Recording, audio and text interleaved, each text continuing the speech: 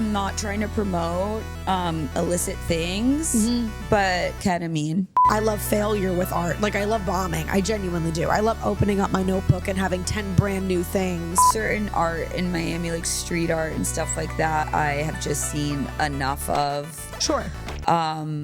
That might have to do with a board game. I don't believe imitation is flattering at all. The reality is most people, their lives go unlived. Their ideas go unfulfilled. They don't take the trip.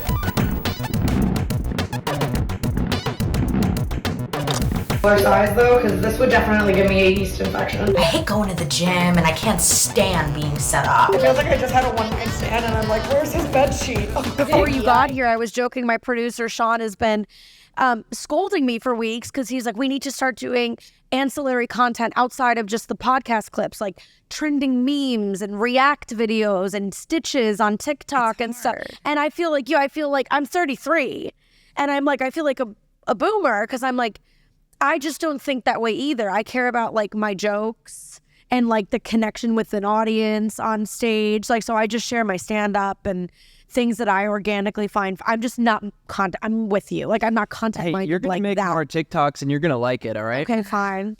He goes to me, don't make me hit you with my comfort zone chart. But I think that The TikToks that you can make actually, because what I find with comedians, it's just post the stand-up. Yeah. That's all you need. Yeah. Like, I feel like that's the funniest thing ever. Yeah. I know that some comedians do like little skits and things like that, which I think are cute. But for me, what I watch the most is the stand-up. Thank you. Yeah, I agree. That's my favorite. I'm old school. Me too. I'm old school with I really truly am the definition of an old soul. Like, I genuinely feel like I grew up in the wrong era. I'm just of a different time. I'm very analog when it comes to that. Yeah. That's why, I mean, literally when I was 8, it was my birthday, and my mother asks me, she says, what do you want to do for your birthday? And I look at her and I'm like, can we go antiquing? And she's like, no, you sure you don't want to go to Chuck E. Cheese? Absolutely. I was like, can we go to Colley Square and like get tea and then go antiquing? And she's like, wow. Wow, yeah. She's like, I literally am raising a small grandma baby. But that's how I got into making my art with the vintage TVs. Yeah. The analog technology, because I really love old things and I love vintage. I just feel like I was born of that time. Like, I belong in that era. Yeah. I once did an event for Red Bull in Chicago called the Breakfast Club, and it's a party that started at 2 a.m. and went till 10 a.m. And I got like an old 60s bus, and it was like in this like weird atrium, but I got like an old 60s bus, and I got this like these old refrigerators, and you know the kind that you like I know open? the metal handle on them. Yeah. And then I neon the insides, but I wanted people to, and I filled them with Red Bull, but I wanted people to like, I always wanted to know what it felt like to open one of those. Yeah. I wanted to actually, because I feel like I'm so connected to it. And so I was like, I'm just going to buy them. Yeah. And like find them in Chicago, like vintage, but working. Yeah. We're going to shove them with Red Bull, and people can actually open and get their own Red Bull. Yeah. And that's a completely different thing from any other way that they would ever be served Red Bull or have a touch point with that brand or that product. Yeah. It's so, I mean, I definitely think that's a mindset, and it's a certain way to experience things. And it's, I mean, you and your art is like ultimate like IRL in-person experiences and generating that emotion. That's how I feel about stand-up. And it's interesting you say that your favorite thing to watch is stand-up on the internet, because I love that personally. On a personal level, I love that. But also I feel like stand-up is best served live in so many ways, because it's like energy and context, and what a crazy concept, getting a group of people together in one place at one time for one given reason. It's community, you know? 100%. And I also feel like it's a lot of comedians always, which I love, when they like reference things that they've already referenced. Yeah. So callbacks. Callbacks. So I'm just like, Yeah. So you had to be there, babe. You had to be there to really get the whole joke. Yeah. To really get the context. Inside jokes. Yeah. Exactly. Yeah.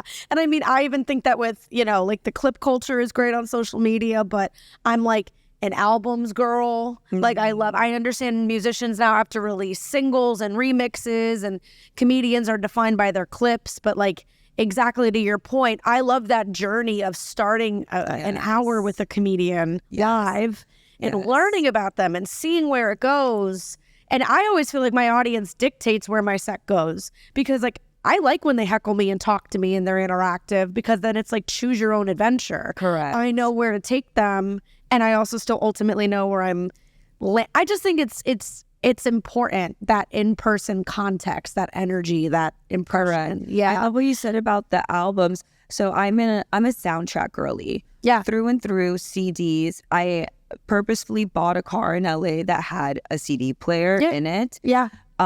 She's a fast little car, and she dips, but she bumps, and you can only play 90s soundtracks in there. I love But now I'm going into, which I recall my memories, like, and this is something that also really inspires me with my work, is recalling childhood memories. But I used to listen to so many comedy albums on CD growing up. Yeah. So this year I decided that in the summer in LA, I'd be listening to comedy albums in the car. Oh, I love that. So I'm recalling back like my Jerry Seinfeld, my Chris Rock, my Monty Python, like all my really fun comedy CDs. Yeah. I used to flip through my dad's like black, the black CD cases. Yeah. So My dad still has them. excited. Yeah, I remember. I mean, I was like you growing up too. Like I used to rate his vinyl collection and stuff. And I demanded, I wanted a record player, and he was like, I don't think mine works anymore. And I was like, I don't want a CD player. I have a CD player. I was like, I want a record player. Yeah.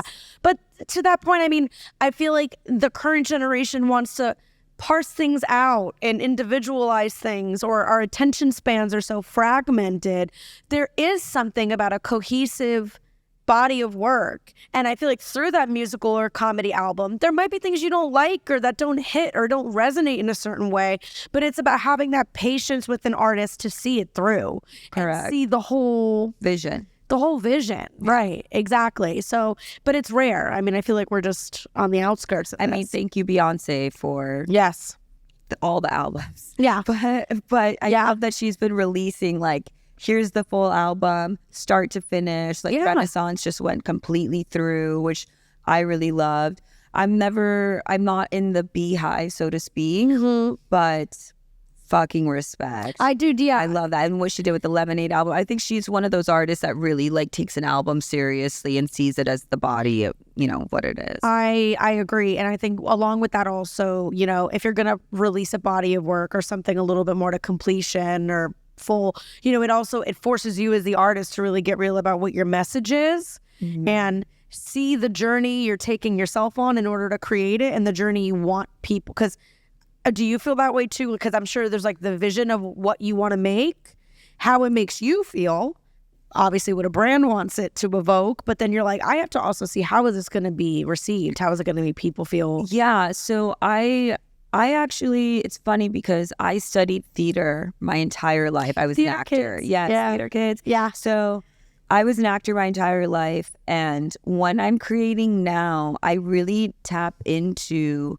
the human experience. I tap into the actor side of me and thinking about and putting myself in the position of the people that are coming and how certain people are going to feel in these spaces.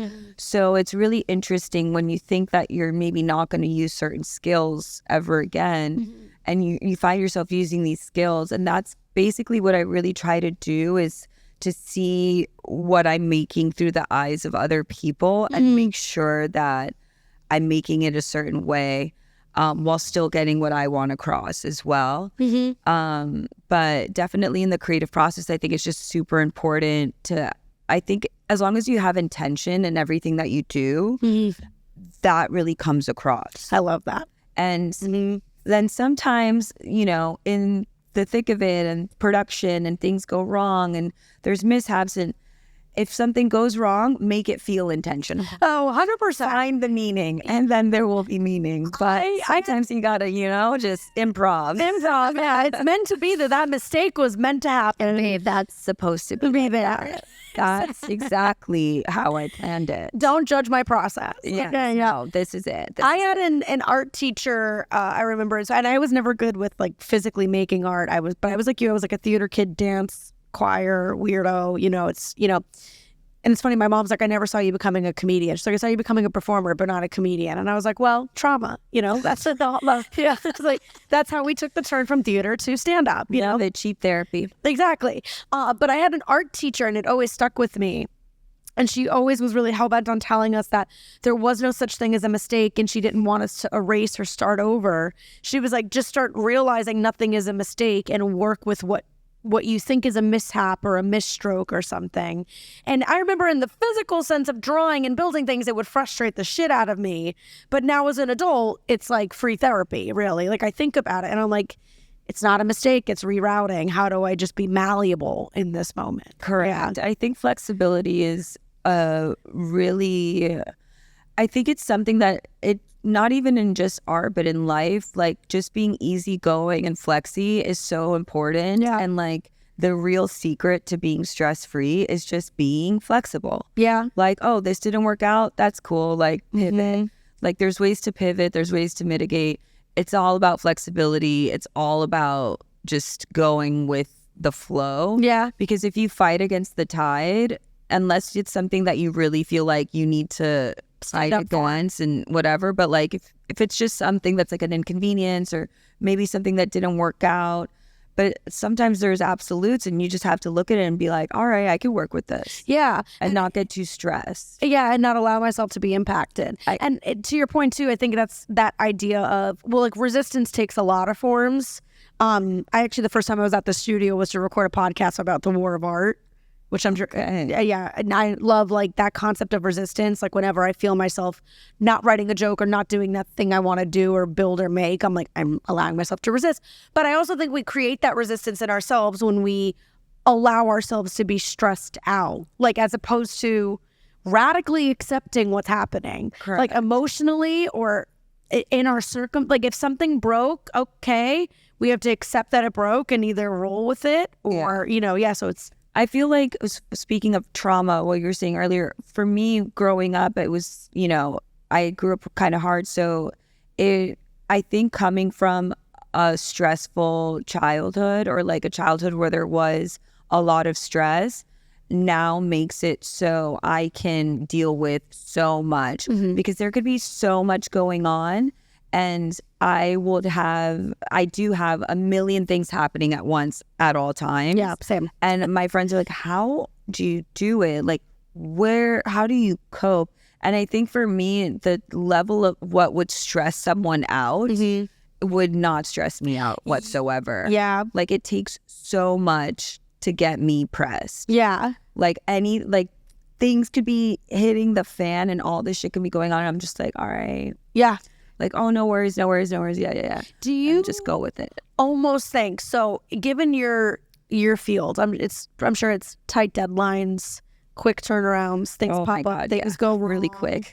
Do you think that also people gravitate towards certain fields not only because of talent and vision and creativity, but I think you also gravitate towards certain fields that you energetically match with? I 100% do. Yeah. I think like for me, I've always been, and this is actually one of my themes. Oh, maybe I'll drop like something important. Yeah. Points this year. Oh, okay, here we go. Here we go. So I've always been the kid that is the last minute kid. I was the kid that just was doing so much. And then, it's like Thursday and I look at my mom and we're getting ready for school. I'm like, I have science fair. Yeah. And then we're in the parking lot of Figuring school, something out. putting something on the board, whatever. Writing a bottle market with a bottle of seltzer. And fabulously. I'm like passing and like getting a ribbon. But like it's all very last minute. And I feel like a lot of the good things I've done in my life have been in the 11th hour. This is the 11th year of 3 points. I am MOKI World this year, which is my world at 3 points. Everyone should come. It's going to be about the 11th hour and that being the superpower. It's going to be about that moment in time when everything comes together and everything is happening. Yeah. And instead of me looking at it negatively, my whole life of being like, man, everything has always been so last minute, but I always come through. Yeah. Clients call me. Like I just did something for an amazing client, Dorcia at Coachella, but came in last minute. Yeah. I said I wasn't working this year. And then they were like, we need you. I couldn't say no because I love Mark. Yeah. I had 4 days to put something major together for like the biggest after Coachella. And that's your that natural kind speed. of thing. And I'm like, fuck it. And I know I could say no, but I'm like, inside of me, I'm like, I want the chaos. Like I Yeah. So this is what I want to be talking about this year at 3 Points, and it's all about time and how we use it, how it's for us, how it's on our side, and really, if you look at, and it's all about the positive outlook, right? And that also goes back to being flexible and being easygoing, because if you just keep your mental state in a positive way instead of negative, I'm telling you, the law of attraction is so fucking real. And I've manifested so many things, and all of my career has been manifested just through being positive. Yeah. That's it. Imagine that. Imagine it working out. Imagine it not being it a already disaster. has. I just like everything I want, I already have it. Time isn't linear. I've already gotten it. And it's all working out, and it's all great. Yeah. And if you just look at things in a really positive way, I used to be kind of negative sometimes, and I would find myself in the dark. And then as soon as I snap, and things would go bad. And then as soon as I snap out of that, and I'm just so positive, and I really believe in myself, and I already know that it already happened. It's amazing. Yeah. I also think, I mean, it's so true. And I also think that the positive mindset, not only will you manifest the things that you want to build and believe that those things you already have, but I think if that's the general state of your mind, you're also going to see positivity in places where you would least expect it. 1000%. Yeah. Not even a negative into a positive, but a neutral into a positive. You're already at like your only way to go is up. Correct. Yeah. Like, I find myself like kind of correcting people when they speak, or like if I hear someone being a little negative, I'll like, oh no, it's like this, like, let's look at it this way. But it's gone to the point, and this is like very serious in how powerful this is. This and the mixture of narcotics. But I actually like have gotten to the level where this is a real story. So last year after Basel, which was crazy, I'm throwing my birthday party with David Sinopoli and my friend Shy. It's a Sagittarius soiree at Floyd. I'm on various a plethora of hot pink devices, and I vibrators, hot pink devices. Oh, yeah, well, no, not something else. Those are fun out there. Yeah, those are also great, but not at the club. Yeah. And I was in the DJ booth, and I closed my eyes, and then I was in MOKI world, and then I opened them, and I was like, that was weird. Like, I hallucinated to the point where I was actually felt like I was there, and I was like, I wonder if I could do it again.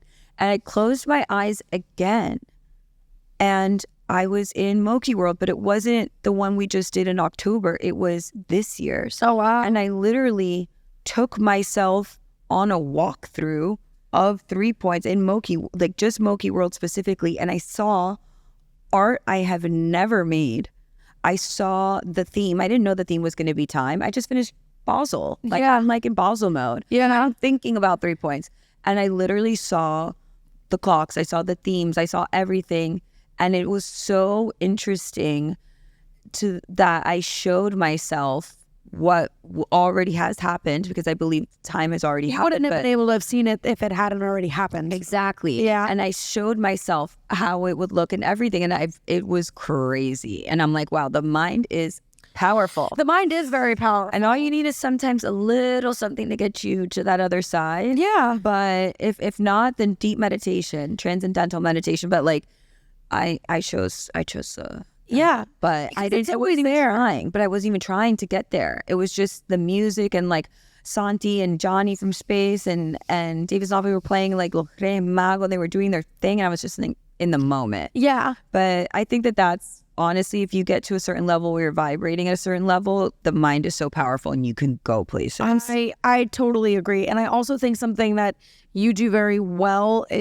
It's in the core of what you do. You physically build things, which I think is also important. It's forcing you to pull yourself out of your head and kind of connect with the material world. Like, you don't really have it. Like, you don't have a choice. Like, that's what you do. Yeah. You know? So it's going to take you out of your head, take you out of your negativity, take you out of your loopholes. And like, there is a natural dopamine release with seeing something through and watching something come together. Oh my God, nothing on this planet is better than when I make a mood board or a deck. Yeah. Like, or like I show like an actual, like sometimes, because I don't know Photoshop, but I do like a little 2D maca. And then sometimes with the higher budgets, they get the 3D render with my team Bell Rose in LA. But when I do the mock-up, even when I do that, and then like the client comes in and they see and they're like, this is exactly what you showed us. And I'm like, yes. Bless. Yeah. You're like, you literally plucked something from your brain and you have to make it look like that. And that's the funnest part. Yeah. Of course. And the end, right in the end, when you're doing the finishing touches, oh, it's my favorite part. I get that, and then watching people experience it. Yeah. And there's been times when I've been so busy that I literally fly in somewhere, build something, and then the event starts, and I leave because I got to get on another. You can't even like enjoy your own. And I don't see people enjoy it. Yeah. I don't break it down later. I don't get to see it live. It's like I'm in, I'm out. Yeah.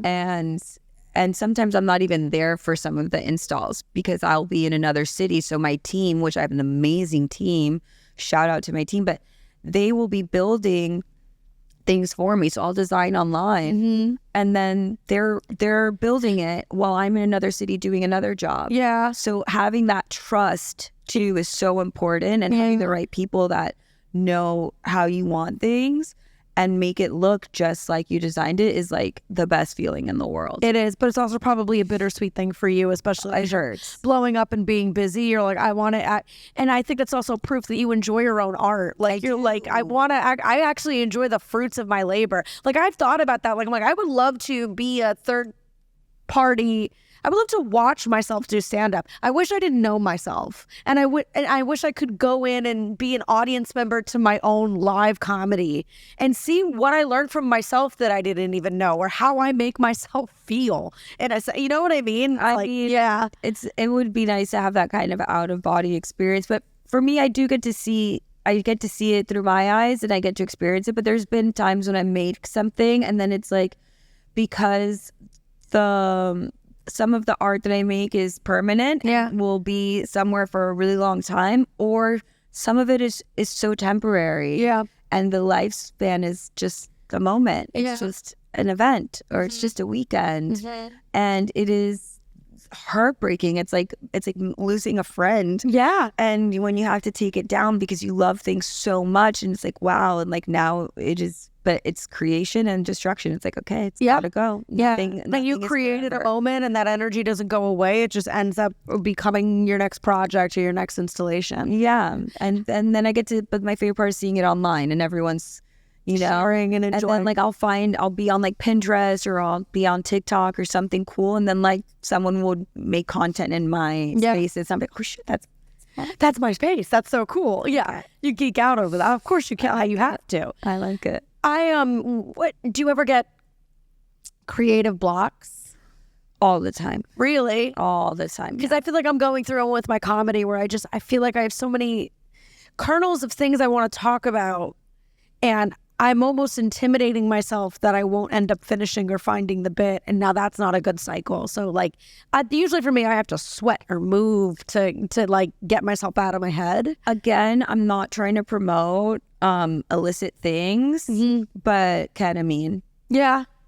Straight up. I've heard amazing things, and shrooms and stuff. And yeah, like for me, it's all about, and I know that it's maybe not for everyone, and they're like, oh, there's that party girl, but it works. Did you ever have fear before you did some of those drugs? Like any kind of, were you intimidated, anxious at all? I've always, I'm still scared to do DMT. I've only like vaped the pen once, so I've never like gone fully in. Yeah. That's one that I'm always like, ugh. Yeah. And there's a plethora of things that I won't do. But I realized, I think the first time I did mushrooms was like, you can't really have fear going into the experience because that's the mindset that you're going into, again, with the positive thinking. But I find that it's been very, very therapeutic and helpful for me to harness, instead of using abusing drugs to the point where it becomes ugly. I literally see it as a gateway into unlocking parts of my mind. Yeah. And ketamine is like, obviously it's legal and it's used in many therapies, and it's works so well against depression, and it just like clears all these neural pathways. And for me, I've been blocked so hard on stuff. And I literally just go, like, I was blocked. I will never forget, I was blocked on the cube when you're walking into space. After it was the red, I did like a sunken living room and it was red. And then like I had to change it again. And it was such a hit that I was like, wow, like if I don't follow up hard, it's going to flop. I can't flop. And I just went into because your space. first installation was such a hit. So dope. And then you got in your then you get in your do head it like, again. I can't even follow myself. I have to reimagine it. And how the fuck am I going to top this? Yeah. You know? And this happens a lot with me where I'm like, I have to only get better now. Yeah. Because before my work was, you know, like good, but it's kitschy because the budgets weren't there. Sometimes you're making something and you only have like a couple $1,000s. And if people really knew how much you spent, they'd be like, what the fuck? Yeah. But you know, as budgets get bigger and the pressure gets higher, you have to deliver.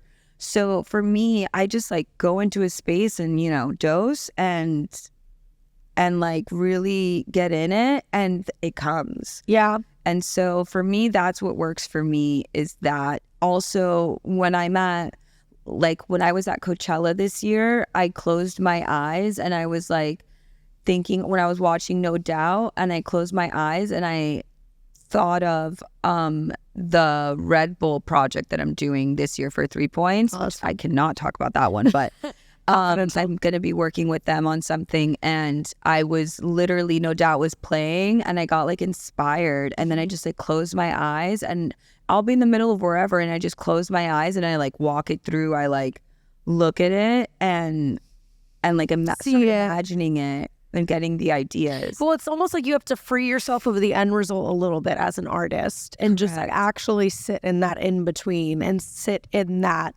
process. Because I think we get so obsessed with what the end result will be or how the reaction to things will be. And it's like you're skipping over the good stuff. You're skipping over finding what it actually is. Correct. And I feel like it's like be open to having ideas and being inspired by things in the moment and like follow those thoughts and be very receptive to that kind of like creative power and harnessing that creative energy. Yeah. Because for me, it's, you know, you're in the middle of a festival, you're just partying and having fun. I just want to sing with Gwenny. Yeah. And then I got an idea and I'm like, okay, let me separate myself from what's happening and like really think about this idea right now.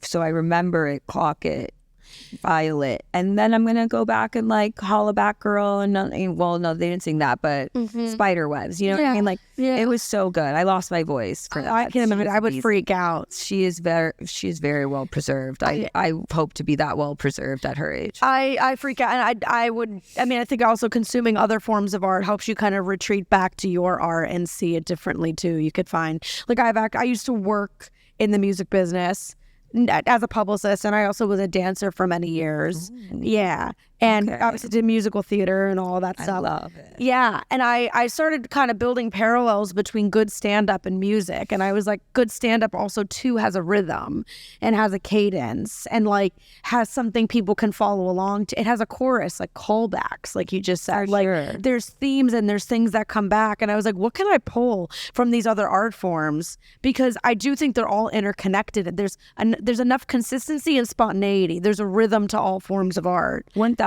And there's artists like and comedians like Craig Robbins who play music while doing stand-up. A lot of them do, yeah. So I really love that. I saw him at the Comedy Club, or I forgot what. Comedy Store in LA. Comedy Store. Yeah, he's phenomenal. Yeah. Comedy Store. So you touched on something that I've grappled with, especially in Miami, where I feel like we both are from here and, you know, have a local following that, you know, we're both very grateful for. In this, like, how am I going to top myself? And this fear, it is that catch-22 once people know you for your work a little bit. Like, I can't walk into certain shows in Miami and I love failure with art. Like, I love bombing. I genuinely do. I love opening up my notebook and having 10 brand new things. And I've been grappling with it now because there is notoriety. People obviously know you, and they're expecting a certain level, and they don't understand the process if they don't make art. And it's candidly, it's fucked me up before. Or like certain people are in the room or certain peers. How do you actively separate, like, not give a fuck? How do you actively be like, it's not about topping myself, it's about making and growing? And The only person I need to impress is me. yeah. So I don't think about what anyone else thinks about unless it's like a client, right? Right. I need to make sure that they love it. Right. But in the end, honestly, the only person I am here to impress is myself. I don't care what anyone thinks. I don't care if anyone likes it. I don't care, if, do I like it? Do I fuck with it? Is it good enough for me? Is it something I would consume? Is it something that would impact me? Is at the level that I want it to be at? And if it is not, and if I'm making something that is not, then I make it so it is, right? And I've never gotten to the point where I don't show something because of the state that it's at. Yeah. And I think that comes, because it is a lot of pressure when you're going up against the clock. You have these crazy deadlines. Sometimes, you're working till the very last minute till opening doors open. And then you're like, oh shit, I have to, stop the work and this is how it's going to look. Yeah. But it's very, it is a lot of pressure, but it's only pressure for myself. Because I love that. What I do, I know that whatever I'm delivering, they're going to love it. And even if I think it's a piece of shit right now and it doesn't look right, they're still going to love it. Like when I just did Coachella and I created 8 neon signs, glass neon signs from scratch in 2 days. Thank you so much, Stunning Signs. But I had all these signs made and we installed them all, and the main sign in the installation didn't work weekend one. Like one of the parts of the sign Wasn't lighting up. Yeah. It's neon and it cracked. Yeah. So I was like, okay, we're going to keep it up. Yep. It's going to be up. Just this word will not be, the main word will not be lit. And we have weekend 2. And again, it's intentional. Or it's just, yeah. Still lined up to take photos with it. They still loved it. Yeah. You know what I mean? And although it did not really feel intentional, it still looked great. The rest of it looked great. And I think, there is a message behind that about risk and reward, like it is a risk. It is a risk to use real neon in the desert, high winds, all of that. So it's kind of like, this is the reality, but it was still beautiful. Yeah. And sometimes you just have to be like, this is what we have and this is what's going to go on. And then thank God we had weekend 2 because weekend 2 was perfect. Yeah. So you got a chance to perfect it and fix it. Yeah. Thank God some of the things that I do have a second day or third day, you know what I mean? Or more time, because there's, if you're on the gun and you're showing it and it's not fully there, or you see things that you need to tweak, I'm about tweaking. I'm not like, oh, I've dropped it, it's fine, this is how it's going to be. I'm constantly tweaking. Yeah. Constantly fixing. And I think that that's important. Yeah. But it's a big lesson too in reception, like how we were saying, and like we forget what it's like to be fans or consume art ourselves because you're so in it and you're so close to it. And as a comedian, it's like if a word doesn't land or a line doesn't get the usual level of laughter, and then like forget back to like having success. Once you know what it's like to level a room and get applause breaks, once you know what it's like to outdo yourself on a grand scale with a brand or an activation, now you're never happy with it. But you almost forget, like, we're always going to be infinitely harder on the art than the receiver is and the audience is. Yeah. To them, it's great. To them, it's great because they can't do what you do and they don't see what you see. And I can't even watch comedy anymore. It's my favorite thing in the world, but I literally cannot watch it. Like, it just like, I can't watch it without dissecting it. I don't laugh when I watch it. I love it. And I'm like, but you're really looking at it. I'm really looking at it. And I'm like, I just took my favorite thing and I can't enjoy it anymore. But I guess now that's because I do it. Like, because I'm going to see it completely different, It is hard sometimes when I'm somewhere and I'm seeing other activations or other experiential art that isn't my favorite. And I see, I definitely see the issues or the faults, or I'll go to festivals. And because, I've been with 3 Points since the very beginning. So I helped produce that festival for many years from start to finish. So there's a lot of things sometimes that in our industries that we might see faults in or whatever. And it's like it's harder to appreciate them as just like normal people would. Yeah. So I kind of want to ask you if there's anything, because we have, obviously as comedians, we call things hack. Certain things are very hack for us. Like I kind of want to ask, not even people, but like trends or things that you see now in art that like just give you the ick. That gave me the Like ick. you're just like, this is overdone. This is hack. This is crap. This is. I don't want to throw shame on anyone's name. Okay. I wasn't even thinking about it. I think there's certain, I feel there's certain art in Miami, like street art and stuff like that I have just seen enough of. Sure. That might have to do with a board game. But I know. But I don't, it's like it's almost like burrito, like that. Like, sorry, burrito, I love you. But it's like, but there's other ones that it's just some stuff isn't cool anymore. It's just like overdone. And that kind of gives me the ick. But honestly, art is so subjective that even if I don't like it, I know someone loves it. Yeah. And I'm sure the artist loves it. Yeah. So when I see, and this is all, again, going towards positive speaking and talking, it's like, I might not love something and it might not be for me, but if other people love it and enjoy it, good for them. Yeah. You know what I mean? Like, if I don't like that outfit and I'm like, oh my God, I don't need to buy it or wear it or. Little girl, she's owning it and she loves it. She thinks she looks so good. And she goes off with her bad self, pero Yeah, I wouldn't wear it. I wouldn't. Yeah, but I maybe don't like staring at it, but yeah, she feels great. Yeah, and that's okay. So I try to, everything I do, I try to do that. But with the ick, it's like kind of just like, I think what really gives me the ick are people that are unoriginal. And then same. I've definitely have experienced many times in the city when friends or people that are acquaintances kind of like rip shit. And drives me crazy. That's not really fun, Yeah. I feel like people need to be a little bit more original.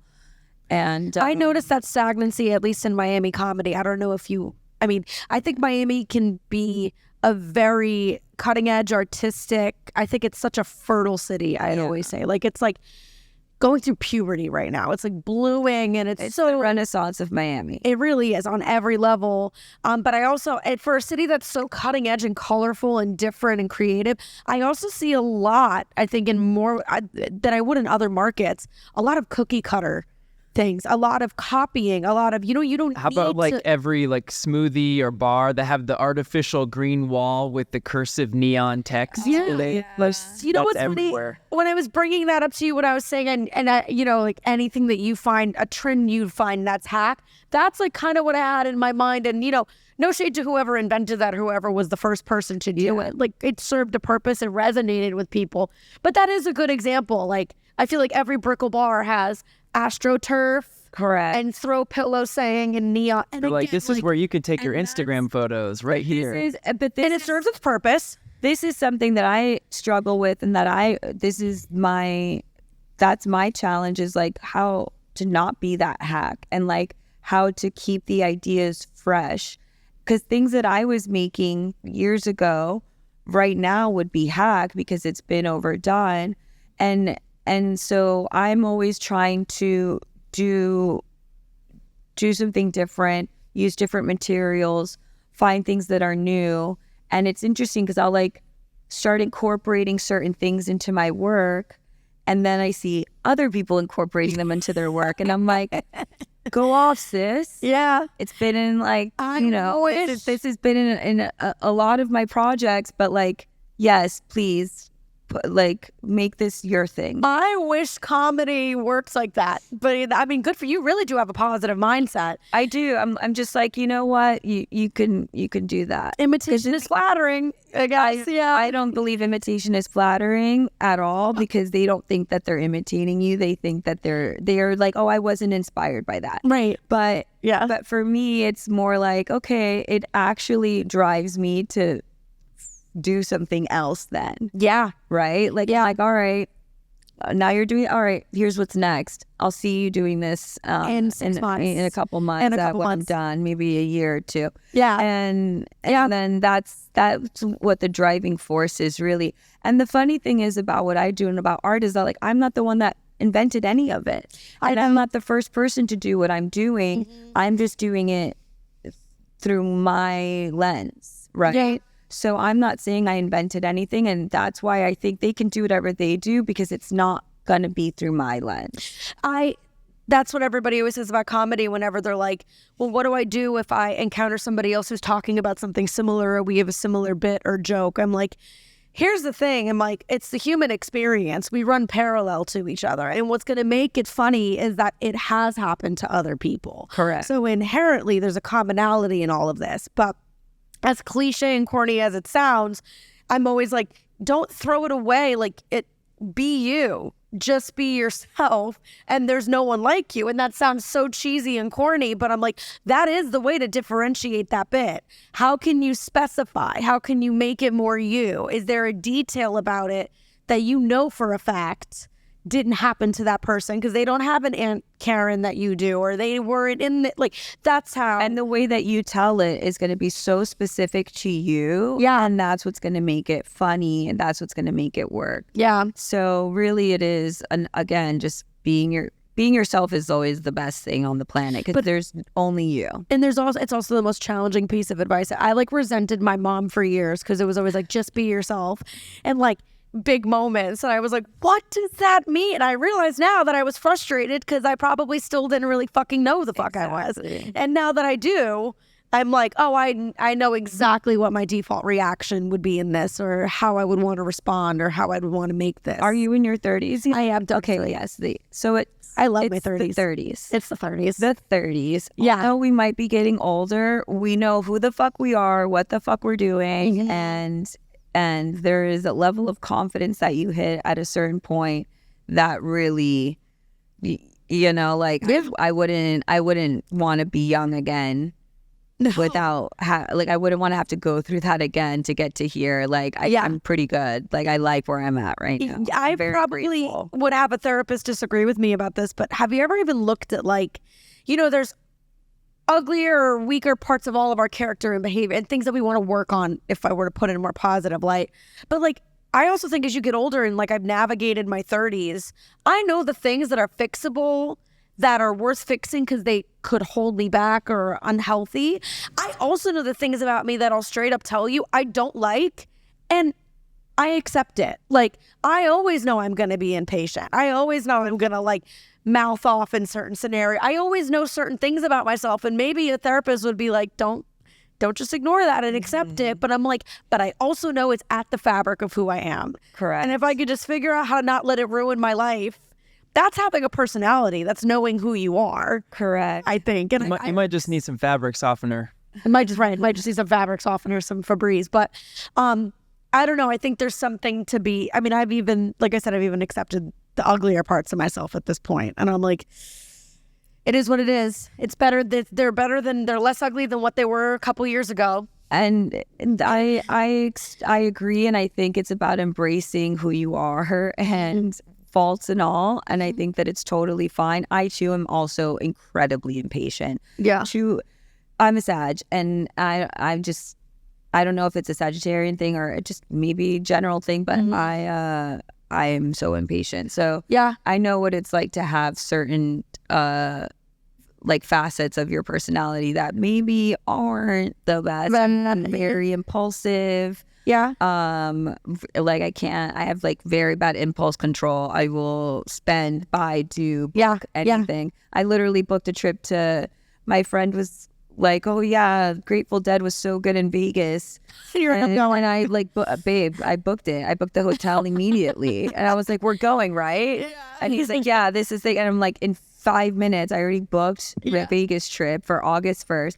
And I'm just like, that's just the kind of person I am. Yeah. But also that's why you get shit done. And I think that's why you're so successful, because the reality and the sad reality is most people, their lives go unlived. Their ideas go unfulfilled. They don't take the trip. They don't make the thing.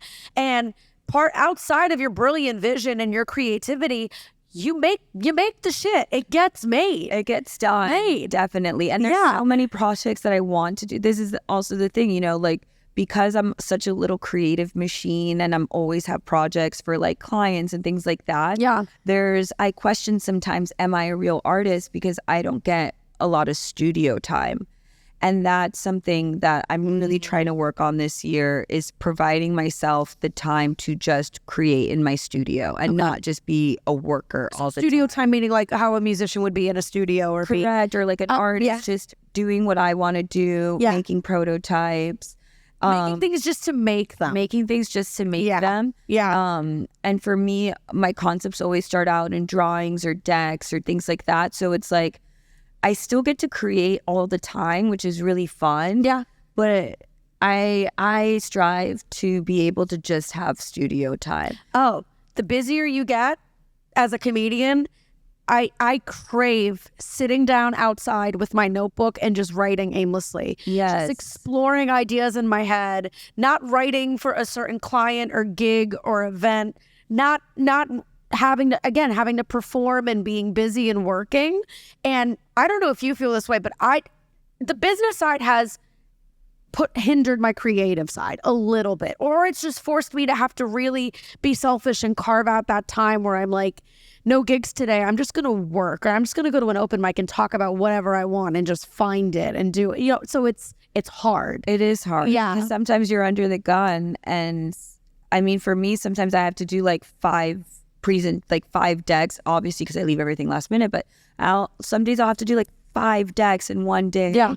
And I'm switching from brand to brand to brand or like idea. So it's so crazy to like have to navigate your brain and like go from like one vibe to another vibe and just like be like, okay, now we're in this world, now we're in this world, now we're in this world. So it's challenging, but I want that for us, and I hope we get that this year, to have that time to ourselves where we can like reconnect to why we did it.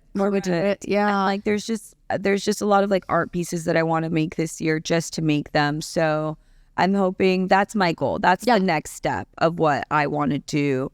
And I'm hoping to achieve is to really just like make certain key pieces that I've been dreaming of for years. Yeah. And it happens sometimes, like the limo at 3 Points, like that was something that originally was not for a brand. It wasn't for anybody. It was just the limo. And it was an idea that I had. I actually pitched it to another festival. They didn't take it, thank God. But thank God my best friend David Zombie was like, yo, like, I think it's the year for this. And I was like, fuck yes, thank God. And that's, you know, as simple as it might be, it's still art to me. It's still an experience to me. I'm creating a vibe. And that was something I was always dreaming of. So it's nice sometimes to be able to have the opportunity to have a project where you can grab something that you've wanted to make and move it into that. It all matters. And I think that's like so important. And I like, if I were to pass anything on to creatives, it's that too, that it's like, just because one person says no doesn't mean somebody else won't. Correct. Save it. Because the joke doesn't work now, it may work in 3 years when it's even more relevant to you. And I'm like you too, like there's so many things I want to make, and like I actually have a really negative memory of a mean high school teacher who had like kind of taken a jab at me about like, you do too much and you seem like you're not very academic or you're not very focused. And he goes, it's good. Like you do a lot and you are a jack of all trades and you do all these things. But he kind of implied like, I don't think you get anything done, or I don't think you know how to focus. And I've had other people in my life say that too. Like, you do a lot of shit. You do like a lot. You're like all over the place. And now I realize like all those things can exist and will come to fruition when they're meant to. Correct. And that's a beautiful thing, to be so in bloom like you are, like I am, like all creative, that you are literally overflowing with things. And you're right, maybe I didn't fully finish it now, but that's because something else pulled me and something else demanded that urgency. I dreamt of having a podcast and I had false starts with it for years, and now it's like here we are, like 1 million episodes in the can, like it's rolling, it's getting great feedback, and I'm like, yeah, at that time, you know. So yeah, it's important. And I agree. I've also gotten comments like that from old colleagues. You're like, thank you, I'm multi-talented. I know. Say, if you focus on so many things, you're never going to be really good at just one thing. Yeah. And my response to that is watch me be really good at a lot of things. Yeah. Like I can actually be really good at anything I've ever tried to do. And I've done so many different jobs, and now not just in making, it started with TV installations, and then I got asked to decorate a party. Yeah. And then I was like, never done it before. And I said, yes. And then I did it. And then I started doing that. And then that went into interior design. And then like it went into creative direction. And like, if you don't say yes to things, and when they come to you, even if you've never done it, just try it. And like, you'll surprise yourself, because I feel like I wouldn't be in this position now where I'm able to be creative directing things for people like Olivia Rodrigo or Camila Cabello or whoever. And then doing design work, and then working with like Simon Fuller in LA. Had you not said yes? Had I not said yes to just being like, you know what? I'm going to just do this. And even if I haven't done this before, I know I can do it. Yeah. And I think the common thread is you're still at the end of the day doing something that you love. And it's like, like comedy's #1 and live performance is #1, but I do produce and direct, and I worked in radio, have a podcast. It's all interrelated. And at the end of the day, it's not about what exactly the craft is. It's like, the thing is building connections with people. The thing is making people laugh. So it's just finding other avenues where that's relevant. And I also think that's just like a generational thing too, that we get shit on for doing too much. Yeah, but whatever. Yeah. I mean, yeah. Everyone's seen your stand-up. It's fucking bomb. So she's doing it just right. Thank you. It's Thank so you. funny. And you're worldwide, and everyone sees everything you're making. I'm excited. It's amazing. I'm really happy, and I like being able to travel. I love return clients, and I'm doing something with Polygon this summer in Brussels. So that's going to be super fun. And it's just nice to know that like my art can take me places, because I used to work in an office and like look at like people who are traveling and like making things, and like that's another way I manifested. I was like, man, I really want to be that. I want to be like making things like that girl is, and like wherever, and like doing things like that. Yeah. And if you just like really want something, you'll get it. Yeah. And like life will take you there, and you'll get everything you want. You just have to really want it and work towards it and believe that you deserve it. And I think that's a huge one. Deserve it is what's really going to set it apart and make that manifestation true. Like if you truly believe you deserve that, you will have it. One of the first things I noticed, already have it. I noticed about you when we did that panel is I was like, and I had heard of your work and I hadn't met you until we did the panel, and it was a great event and everything. But I feel like you always carry yourself like the star you are. Like you do care, and it's not in a cocky way. It's not in an egotistical way. It's just like you are doing things on a large scale, and you're doing amazing shit, and you're traveling, and and you have that energy about you, like big is what I remember, like big in a beautiful way, you know. And it almost kind of, it resonated with me, because I was like, it kind of made me want to like if you really believe in your goals being this large and that how far you want to take comedy, it's like start carrying yourself that way. And she's on tour. And she's tired. She's so tired. She's on tour now. What? So tired. And sometimes it's Chicago and it's sold out, and sometimes it's Iowa City for like 20 drunk people. And you're like, God, we love to be at the Iowa City show. See, that's a true fucking artist. That's the show I want to be at. These are so, anybody who's creative or an artist. I want to see that crowd. I want to see that dynamic. It will challenge. I don't know if you feel this way. We're gonna land the plane with an amazing chat, but if you felt like you're in the middle of your artistry, like you're not starting out where you're like blind and maybe don't know what you're doing. You know you're good at this, so you're just kind of following your instinct, and maybe you're not quite where you want to be. Arguably, I feel like I'll never fully be where I want to be. I'm always going to be like, Correct. Great, Netflix. Now we need to create a new TV network and do that. Like, it's always going to be something new. But like, I do feel in the middle right now. And it's like so close to some of the goals that I have, but yet they seem so far, but also so far from where I started, and love where I'm at as a comedian. But it's a little restless when you're in the middle. You know what I mean? I love that you're saying this. Like, babe, like, I feel the exact same way. I feel like I've gotten to a certain point now where we're getting there.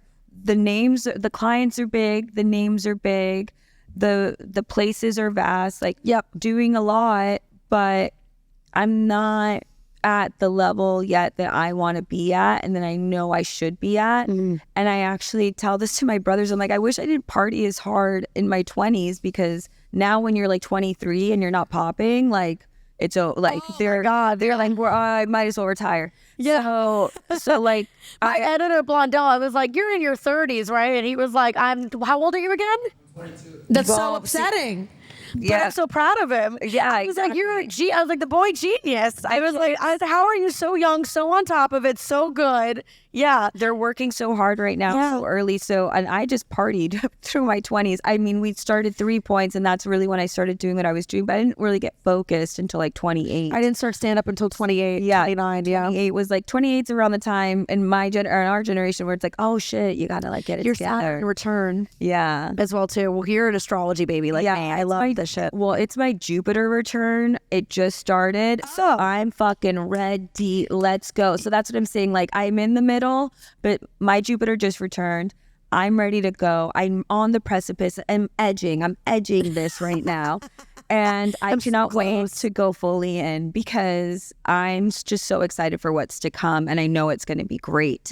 And if you're already big upstairs to yourself, you're already dreaming big, and you that's where a little ego out, and you got to think bigger and carry yourself like you're bigger. So then when those bigger opportunities come, you're ready. Yes. And being ready is just important. around you. Yeah. Correct. Also, lastly, I have to ask, what do you ask to people that are haters on, what do you say to people that hate on astrology? Because I constantly defend it, and I have arguments. I am huge on astrology. I can't tell you just how much it affects not just my life, but my work. Yeah, same. It inspires a lot of what I do. There's a lot of symbolism. Yep. You're going to be seeing, again, I can't talk about what this is, but there's going to be something new that I'm doing at 3 Points this year that's very heavily astrology based. It's not MOKI world. It's not the other thing, but you're all going to love it. And for people that don't believe in astrology or like haters, I'm just like, if it, you're probably a Virgo, but if it doesn't work for you, like, whatever. But honestly, there's too many coincidences then, right? How many, like, millions of people can't be wrong, Yeah. And like, also, that's fine, you don't believe it, but like, come on.